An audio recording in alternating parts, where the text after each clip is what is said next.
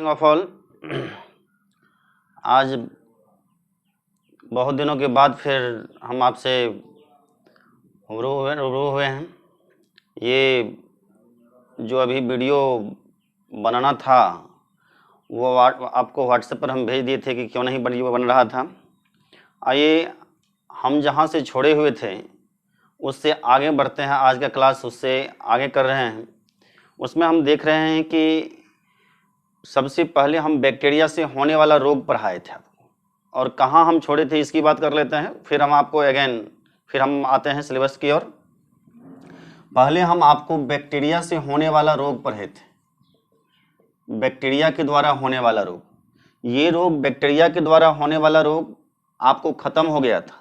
इसी बैक्टीरिया से होने वाला सेक्सुअली ट्रांसमिटेड डिजीज पढ़ रहे थे। फिर ये तो एक पढ़े बैक्टीरिया से होने वाला रोग, फिर पढ़े हम लोग STDs by bacteria, STDs by bacteria, इससे होने वाला रोग पढ़े। इसी STDs बाय बैक्टीरिया मतलब बैक्टीरिया सेक्सुअली ट्रांसमिटेड डिजीज जो बैक्टीरिया के द्वारा होता है उसके बारे में हम लोग पढ़ रहे थे। और सेक्सुअली ट्रांसमिटेड डिजीज मतलब सेक्सुअल इंटरकोर्स के द्वारा, सेक्सुअल कांटेक्ट के द्वारा जो फैलता है उसके बारे में हम लोग पढ़ रहे थे। तो इसमें हम लोग दो रोग पढ़े थे, एक गोनेरिया पढ़े थे और एक सिफिलिस पढ़े थे। और आपको जानकारी भी होगा गोनेरिया और सिफिलिस हम आपको ये जानकारी दे चुके थे। गोनेरिया कैसे होता है, सिफिलिस कैसे होता है, लक्षण क्या है। आज जो हम लोग पढ़ेंगे क्लेमाइडिएसिस। आपको आज तीसरा रोग है क्लेमाइडिएसिस। क्लेमाइडिएसिस, यही रोग के बारे में हम आज आप लोगों को पढ़ाएंगे। क्लेमाइडिएसिस आपको नोट्स भेज चुके हैं। अब आइए क्लेमाइडिएसिस के बारे में हम लोग देखते हैं कि क्लेमाइडिएसिस क्या हुआ। तो यह क्लेमाइडिएसिस क्लेमेडिया ट्रैकोमैटिस के द्वारा होता है। यह जो होता है क्लेमेडिया ट्रैकोमैटिस, यह क्लेमेडिया ट्रैकोमैटिस बैक्टीरिया के द्वारा होता है। क्लेमाइडिएसिस आप लोग नाम से परिचित भी होंगे या तो नहीं भी जानते होंगे, क्योंकि सेक्सुअली ट्रांसमिटेड डिजीज में सबसे ज़्यादा रोग जो जाना जाता है वह एड्स के बारे में जाना जाता है, वायरस से होने वाला रोग। तो क्लेमाइडिएसिस क्लेमेडिया ट्रैकोमैटिस के द्वारा होता है, ये बैक्टीरिया के द्वारा होता है।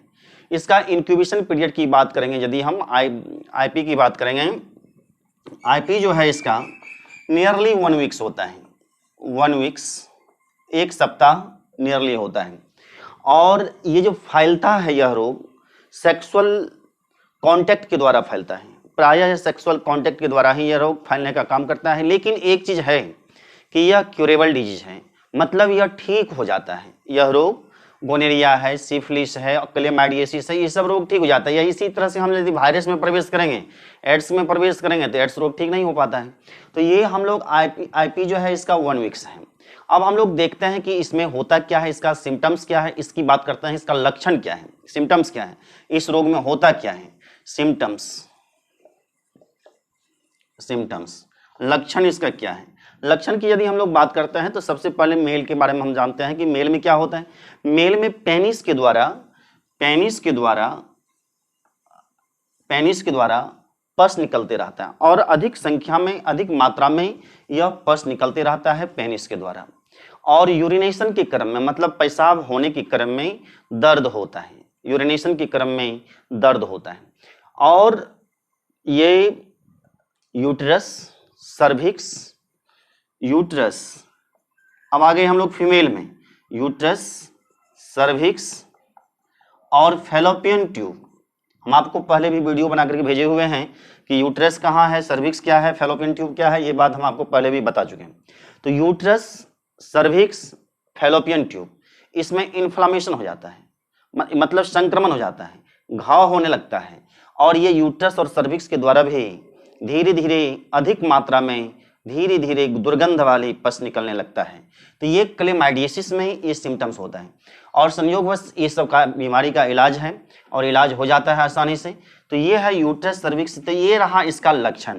तो पहला लक्षण हम लोग क्या देखें कि पेनिस के द्वारा पस निकलने लगता है, अधिक मात्रा में पस निकलता है पेनिस के द्वारा। और यूरिनेशन के क्रम में, चाहे मेल हो या फीमेल हो, यूरिनेशन के क्रम में पेन होता है। और यूट्रस, सर्विक्स, फैलोपियन ट्यूब इत्यादि में इन्फ्लामेशन हो जाता है। तो ये रहा हम लोग पढ़े अभी क्लेमाइडियसिस, बैक्टीरिया से होने वाला 3 रोग। हम अभी एसटीडीएस के बारे में बताया आपको। एसटीडीएस रोग में 3 रोग हम लोग अभी पढ़े। कौन कौन सा रोग? तो गोनेरिया, सिफिलिस एंड क्लेमाइडियसिस।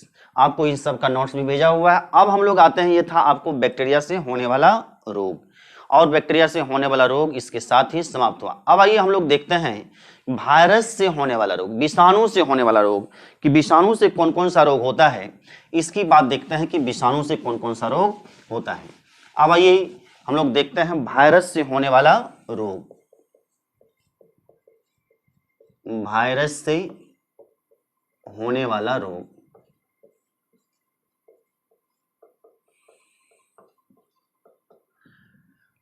वायरस से होने वाला रोग। संयोग बस ऐसा है कि अब वायरस के बारे में तो सभी आदमी, अब गांव देहात हर एक जगह जान गया कि वायरस मतलब एक विषाणु होता है। चूंकि कोरोना वायरस इतना फैला हमारे देश में कि वह वायरस के नाम से प्रसिद्ध हो गया, कोरोना, कोविड-19 virus.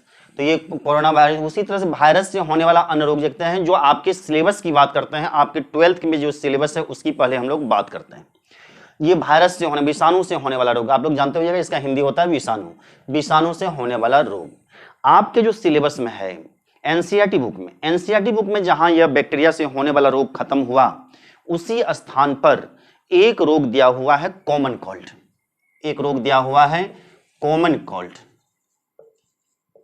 Common cold, common cold इसको कहते हैं हिंदी में साधारण जुकाम।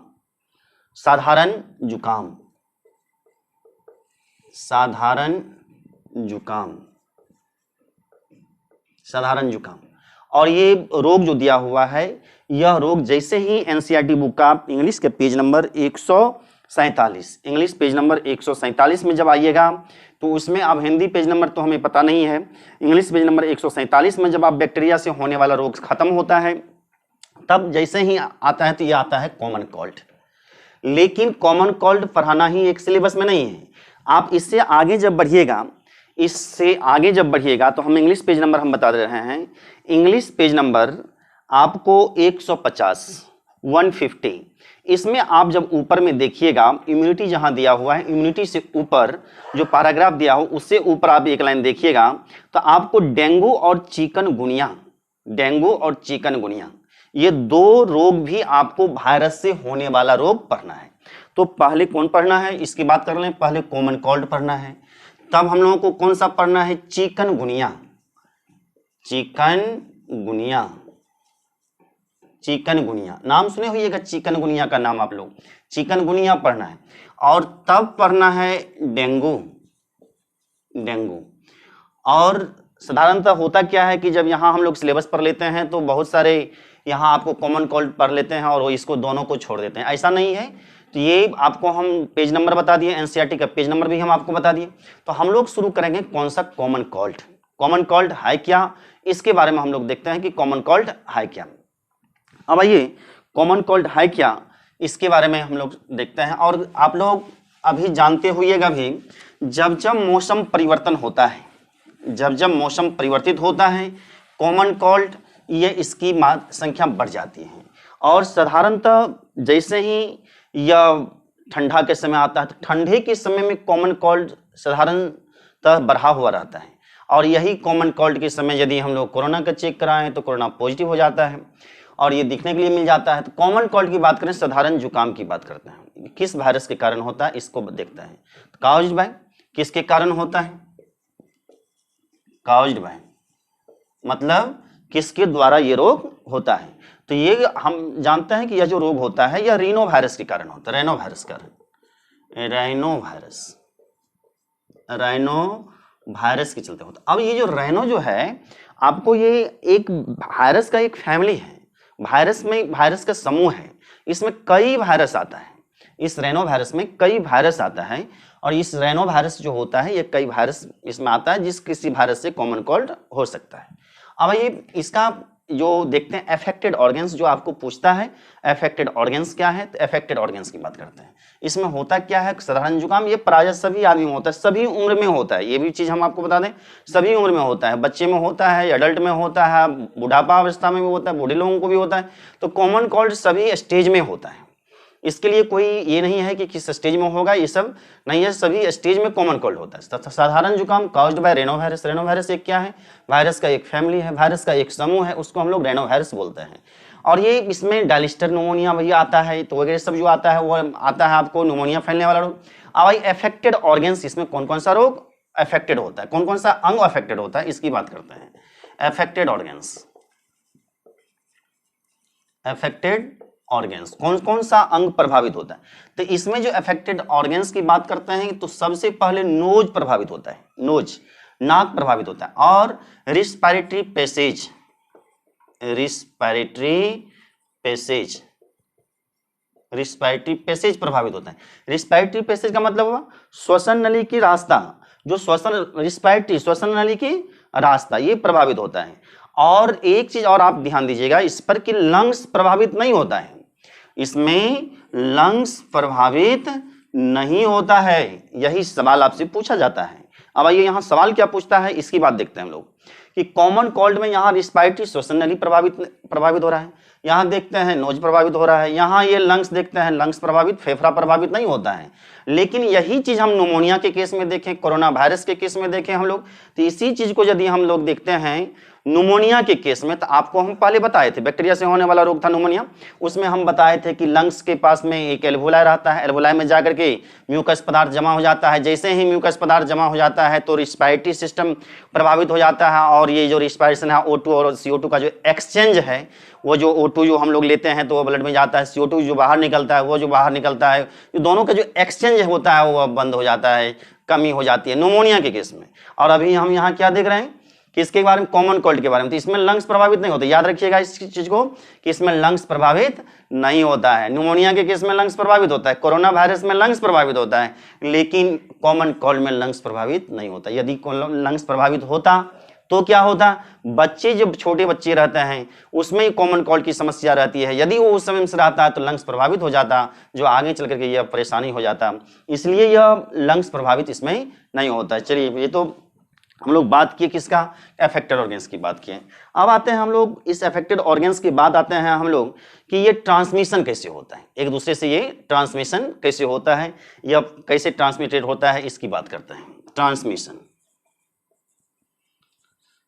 ट्रांसमिशन स्थानांतरण कैसे होता है कॉमन कोल्ड में, साधारण जुकाम में स्थानांतरण। एक चीज हमेशा याद रखेंगे, कॉमन कोल्ड जो आता है ड्रॉपलेट इन्फेक्शन, बहुत सारे रोग ऐसे हैं जो बैक्टीरिया से होने वाला है, बहुत सारे रोग ऐसे हैं जो वायरस से होने वाला है। तो ड्रॉपलेट इन्फेक्शन के बारे में हम आपको पहले भी बता चुके हैं। ड्रॉपलेट इन्फेक्शन के बारे में हम आपको याद कीजिए कि हम टीबी का केस जब बता रहे थे ट्यूबरकुलोसिस, उसमें भी हम आपको बताए थे कि उसमें भी ड्रॉपलेट इन्फेक्शन के द्वारा यह फैलता है, मतलब इन्फेक्टेड पर्सन से हेल्दी पर्सन में जाता है। तो droplet infection, droplet infection, droplet infection अर्थात क्या हुआ, यदि इन्फेक्टेड पर्सन या इन्फेक्टेड पर्सन के कफ के द्वारा, छींकने के द्वारा, वह क्या होगा तो हेल्दी पर्सन, इन्फेक्टेड पर्सन से हेल्दी पर्सन में डायरेक्ट या इनडायरेक्ट रूप में भी ट्रांसमिटेड हो सकता है। डायरेक्ट, यदि मान लीजिए कि कोई आदमी कॉमन कोल्ड है और डायरेक्ट कोई आदमी से बात कर रहा है, छींका, तो वह डायरेक्ट इनहेल्ड हो गया, किसमें चला गया, तो हेल्दी पर्सन में चला जाएगा। कफ के द्वारा भी यह एक पर्सन से दूसरे पर्सन में जाता है। और इनडायरेक्ट कैसे होता है इसकी बात करते हैं हम लोग, इनडायरेक्ट कैसे होता है इसकी बात करते हैं। इनडायरेक्ट ट्रांसमिशन क्या होता है, इनडायरेक्ट ट्रांसमिशन में यदि इन्फेक्टेड पर्सन किसी क्लॉथ का प्रयोग किया और वही मतलब कपड़ा का प्रयोग किया, वही कपड़ा हेल्दी पर्सन प्रयोग किया, तो ये इन्फेक्टेड पर्सन से किस में चला गया, हेल्दी पर्सन। कंप्यूटर माउस का प्रयोग किया, कंप्यूटर माउस को कोई कॉमन कोल्ड वाले इन्फेक्टेड पर्सन जो है कॉमन या ये कंप्यूटर माउस का प्रयोग कर रहा है, कंप्यूटर का प्रयोग कर रहा है, यदि हेल्दी पर्सन भी कंप्यूटर माउस का प्रयोग किया तो ये इन्फेक्टेड पर्सन से किस में फैल जाएगा, हेल्दी पर्सन में चला जाएगा। डोर नॉब मतलब दरवाजा, दरवाजा जो यदि इन्फेक्टेड पर्सन, अब मान लीजिए वहां छींका खांसा या इस तरह से हुआ इन्फेक्टेड पर्सन से, तो वहां भी ये पहुंच जाएगा इन्फेक्टेड पर्सन से हेल्दी पर्सन में। तो आप मान लीजिए पेन का उपयोग, पेन का उपयोग यदि इन्फेक्टेड पर्सन कर रहा है, इन्फेक्टेड पर्सन कर रहा है पेन का उपयोग, यदि हेल्दी पर्सन भी पेन का उपयोग किया, वही उसी पेन का उपयोग किया, तो इन्फेक्टेड पर्सन से हेल्दी पर्सन में चला जाएगा। ये सारा चीज एनसीईआरटी बुक में आपको मेंशन किया हुआ है। अब ये तो रहा ट्रांसमिशन। तो ट्रांसमिशन आप समझ गए होइएगा कि ट्रांसमिशन कैसे होता है।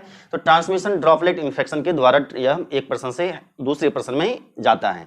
और यह इनडायरेक्ट रूप में कैसे जाता है, तो पेन के द्वारा जाता है, यूटेंसिल मतलब ये ग्लास के द्वारा जाता है, बर्तन के द्वारा जाता है, डोर नॉब के द्वारा जाता है, कंप्यूटर माउस के द्वारा जाता है। डायरेक्ट इनमें कैसे होता है, तो छींकने के द्वारा होता है, कफ के द्वारा होता है। ये सब रहा आपको कौन चीज, डायरेक्ट ट्रांसमिशन। और ये ट्रांसमिशन इनडायरेक्ट भी होता है और डायरेक्ट भी होता है, और सभी उम्र में होता है, इसलिए ये ट्रांसमिशन की बात किया। अब आइए इसका लक्षण क्या होता है, लक्षण की बात करते हैं हम लोग। ये लक्षण क्या होता है,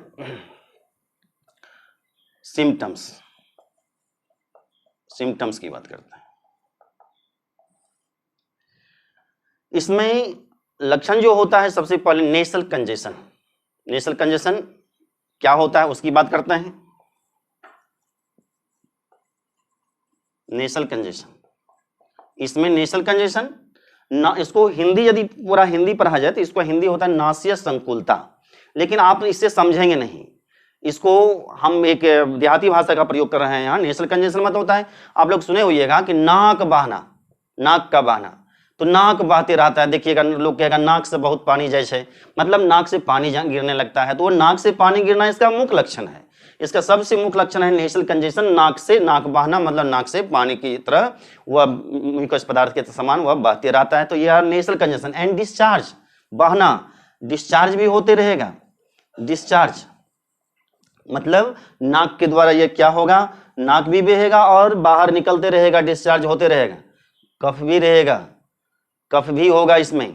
और क्या होगा इसमें, शॉर्ट थ्रोट, गला की खरखराहट, वो शॉर्ट थ्रोट, शॉर्ट थ्रोट, गला देखिएगा, गला एकदम ये खरखराहट रहेगा गला में, और उसको इसलिए यह शॉर्ट थ्रोट जो रहता है, गला खरखराहट रहता है, तो डॉक्टर साहब भी कहते हैं, और हम लोग भी एक उपयोग जो इससे बचाव के लिए उपयोग में लाते हैं, तो बचाव के उपयोग में क्या करते हैं, गर्म पानी से गलगली करते हैं, पानी लेकर के गला को साफ करते हैं, और पानी जो लेते हैं तो वह उससे ये सब साफ होने लगता है। तो नोजल मतलब ये नोज जो प्रभावित हुआ था, नोज भी साफ होने लगता है।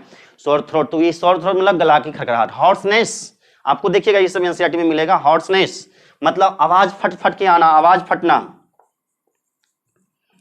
हॉर्सनेस मतलब ये क्या होता है, आवाज फट जाता है।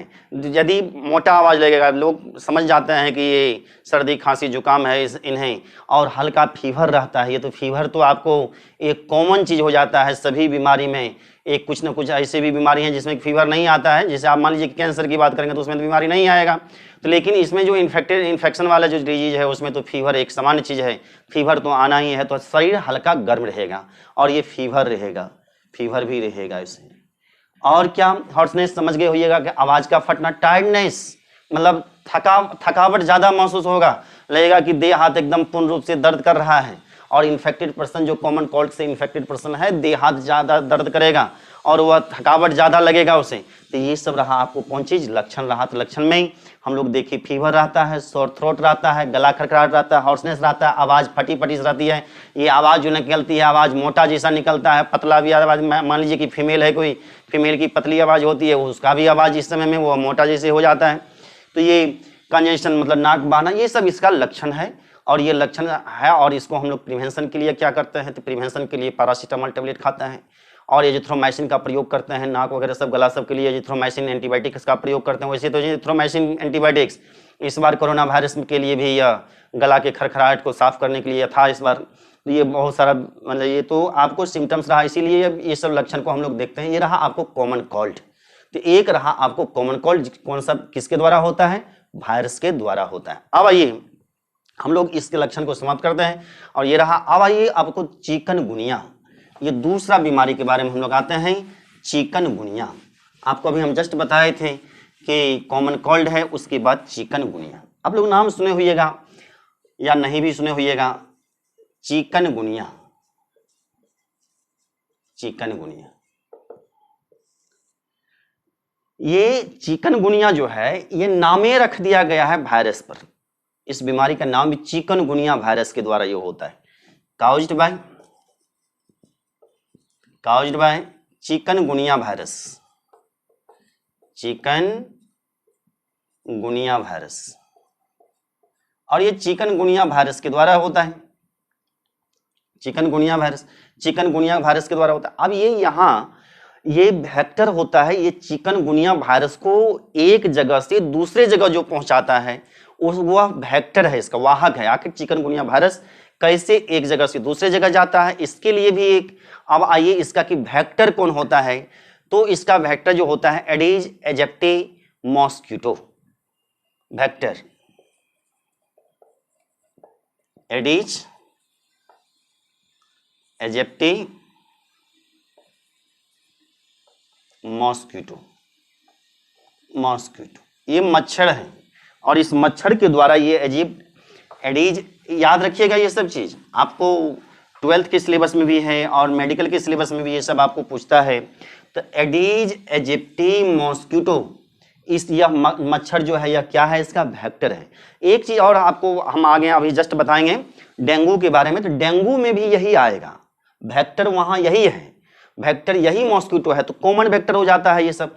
अब ये चिकनगुनिया वायरस जो होता है संजोग से ऐसा है कि यह सिंगल स्ट्रैंडेड आरएनए को कैरी करता है, एसएसआरएनए, सिंगल स्ट्रैंडेड आरएनए, इसका यह जेनेटिक मटेरियल है। जेनेटिक मटेरियल के रूप में कौन कौन है, single stranded RNA chikungunya virus का, और ये एडिस एजिप्टी मॉस्किटो के द्वारा यह एक जगह से दूसरे जगह फैलने का काम करता है। अब हम लोग देखते हैं चिकनगुनिया वायरस जो होता है, इस चिकनगुनिया वायरस में यह इसका लक्षण क्या है, ये लक्षण क्या है इसकी बात करते हैं। लक्षण कितना है ये उसको देखते हैं, कितना लक्षण है इसका, ये देखते हैं। अब आइए हम लोग देखते हैं सिम्टम्स क्या होता है। सिम्टम्स की बात करते हैं तो जो सिम्टम्स हर एक में होता है वही सिम्टम्स, एक कॉमन सिम्टम्स तो इसमें है कि फीवर होता है। एक सिम्टम्स की बात करें तो इसमें क्या होगा, फीवर तो होगा, जो आप पहले से ही देखते आ रहे हैं कि कॉमन फीवर, ये फीवर तो एक कॉमन है यह सिम्टम्स में।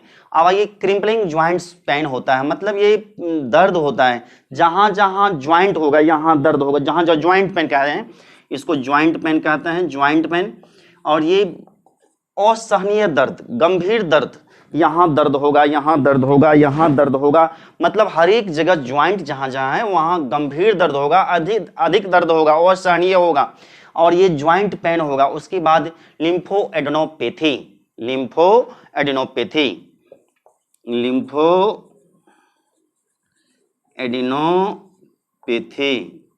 ये लिम्फोएडेनोपैथी क्या हुआ, मतलब लिम्फोएडेनोपैथी, यहाँ लिम्फोएडेनोपैथी, यहाँ आप देखिए इस सेंटेंस से लिम्फॉइड ऑर्गन्स जो है, लिम्फ जो है वो लिम्फॉइड ऑर्गन्स क्या होगा, वह ज़्यादा बढ़ जाएगा। लिम्फोएडेनोपैथी, वो लिम्फ जो है वह ज़्यादा बढ़ जाएगा और वह भी असहनीय हो जाएगा, तो लिम्फ भी इसमें बढ़ जाता है।